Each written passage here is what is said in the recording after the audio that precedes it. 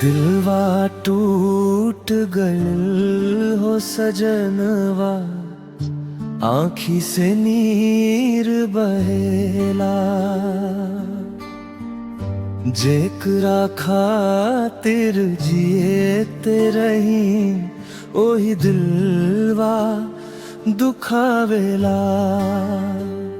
साथ निभावे के कसम खैले रहलू, बीच राह में छोड़ गईलू। प्यार के सपना सजवले रही,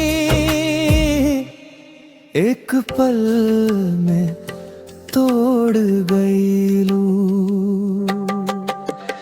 दिलवा टूट गइल हो सजनवा, आँखी से नीर बहेला। जेकरा खातिर जिएते रही ओही दिलवा दुखावेला।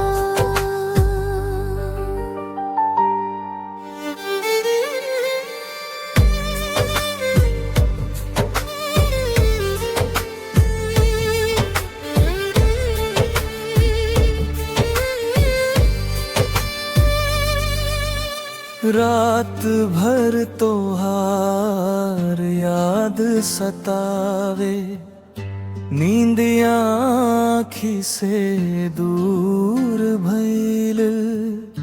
हंसी खुशी सब छूट गइल बा, जीवन जैसे मजबूर भइला। अब त बस याद सहारा बा, दिल में दर्द के डेरा बा।